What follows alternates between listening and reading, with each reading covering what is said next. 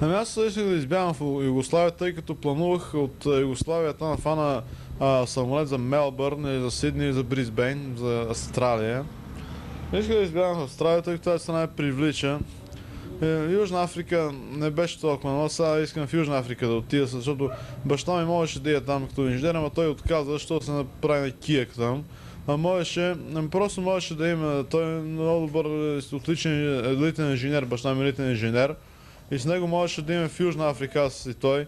Но той се дърви, че не знае английски. Аз знам английски и може да му превеждам там. Може да бъде преводач там на това, на групата, да българска група, която ще бъде той.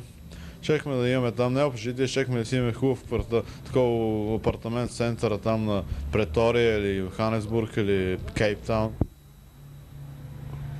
Искам да ни разкажеш нещо за твоето бягство в Югославия, защо пожела да избягаш тази страна и как се реализира всичко това?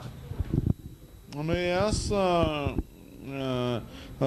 исках да избягам не в Югославия, всъщност исках да избягам в Австралия. Така, по този начин аз от София не беше възможно, тъй като само за Москва се летеше, за Чехия и за Полша, па и за Унгария, нали, Варшавски до страните от лагера, нали. От Белград можеше да се лети, да се вземе самолет за Австралия, за Америка, за Англия, къде си пожелая човек. И по този начин аз така се бях планувал да избегам през граница и да ида в Белград, там в посолство на австралийско и английско посолство и американско да ида. И така избрах там, бе централно през Мокрене или през Връшка чука, тъй като там ме фанат най-лесно. Така че фанах една вечер, съботна вечер, петъчна вечер май беше, фанах автобус за Старопатица. Пътувах град и след като нямах пари, но шофьора не фанаше, нямаше кондуктор.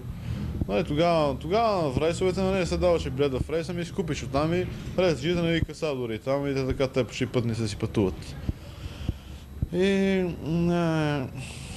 стигнах на Старопатица, беше някъде към 10 часа вечерта. И там гледам, веднага в кръчмата, тъй като беше времето много студено, беше есенно време.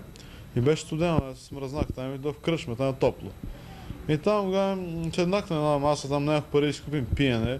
Моя кръчмарка щеше да ме изфърли. Защо? Защото нямам пари, трябва да пием нещо, за да седим в кръчмата, нали? И там нали, старшина по едно време се озъби там, вика: какво дириш тука, бе? Дете му е, какво дириш тук? Те такова дошъл съм тук от Старопатица на излет. 10 часа вечерта? Да. Те така, поговорим там, иска да се ласерам музика, ми пуши кръчмарката, това, онова. И те така, те вечерна музика, ама той казва: ела при кмета горе, джай ще оправим сега.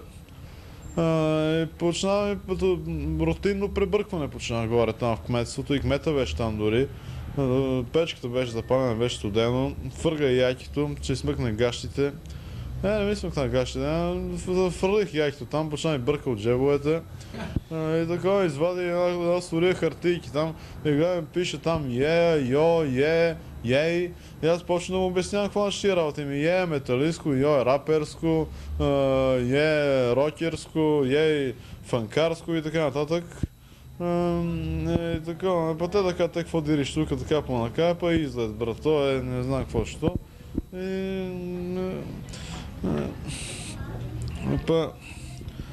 Така сега, пребъркаме там. Аз доля да пиеме нещо, аз ще черпим, айде после ще приберем там поделението, да съветваме. И отидохме там долу кръчмата. Какво сакаш да пиеш? Айде коняк ще черпим. Добре, коняк да. Купим и коняк човек, там седнаме на нас да пиеме. Аз ще да се обадим раковица на уния там да приберат, да съветват. Аз седи тук на вас и няма мръда, ще прибием. Аз седим там и си пием коняка и си пушим цигарата. И по едно време идва такова старшината и казва: след че дойде един джип, ще турим белезници и ще караме в граничното Видин. Добре, че не си качил рейс за Раковица, защото ще имаме да прибием Раковица. Защото там е гранична зона, Старопатица, това порна гранична зона, но не беше гранична. Това беше 89-та година, когато правих тия работи. И така седи там и мирвай. Трябва да дойде сега джип от Раковица да кара за Видин. Джипа не закъсне. Поне вика цели тук, че пиеме там, където няма мръс тук. Старшината вика, че ми мутим, по 6 човека да излезне. И излезнах там, качих се в джипа и ми тураха белезници, така те и седнах там от джипа и той тръгна за Видин. Някакъв черен път там червата ми се сдрусаха там от друсане и от такова. Бабки, дупки там, трапища. И стигнахме от такова в Видин с джипа, свалихме и белезници, като влезнахме там в поделението граничното. Едно къде дипа там. Така. И там почна разпит, рутинен разпит почна. Един старшина, полковник ли беше, някакъв беше майор ли беше от Държавна сигурност. Прилича на тому директор на математическа гимназия Иванчев. И почна да разпитва. Какво дириш в Старопатица? Пъте така туризъм, брато. Ама ти искаш да там имаш карта на съоръжението на Брегово. Па нямам никаква тайна, не знам, брато. Па дай па господин началник, не знам, така полковник, не така, не знам. И почна там, какво правиш в Старопатица? Що не си дома и си ръгнал по нощите? Ще прибият цигани по пътищата. Пътуваш гратис у рейса. Кой им каза, че си пътувал гратис? Не появам къде на старшината, там моя рейса джиета дойде ме бие, там че съм пътувал гратис. Що разбрал там някаква бабичка му казала, че имам билет. Значи си бил предаден? Не бех предаден, добре, няма гранично поделение, няма никакви рейса джи там при военните, нали?